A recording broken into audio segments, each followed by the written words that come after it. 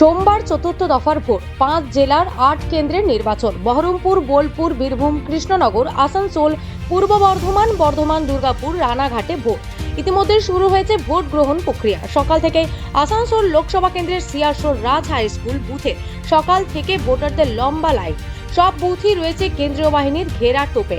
শান্তিপূর্ণভাবেই চলছে ভোট গ্রহণ প্রক্রিয়া। পুরুষ ভোটারের পাশাপাশি মহিলা ভোটারদেরও ভিড় রয়েছে বুথে। গণতন্ত্রের মহা উৎসবে মেতেছেন তারা। এই মুহূর্তে আমরা দাঁড়িয়ে আছি রানীগঞ্জ সিআরসোল স্কুলে 2024 লোকসভা নির্বাচন এবং গুরুত্বপূর্ণ একটা লোকসভার আসন আসানসোলের 36 নম্বর ওয়ার্ডে এখন ভোট গ্রহণ চলছে। নির্বিঘ্নেই ভোট হচ্ছে, শান্তিপূর্ণ ভোট হচ্ছে। মানুষ বাড়ির কাজকর্ম সেরে সকাল সকাল বেরিয়ে ভোট দিচ্ছেন, শান্তিপূর্ণভাবেই ভোট হচ্ছে। রানীগঞ্জ পুরসভার 36 নম্বর ওয়ার্ডে সিআরসোল রাজ হাই স্কুল মোট বুথের সংখ্যা 5টি।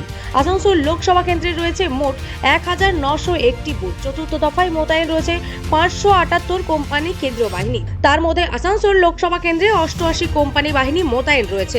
রানীগঞ্জ থেকে কৃত্তিবাসের রিপোর্ট, খবর বাংলা।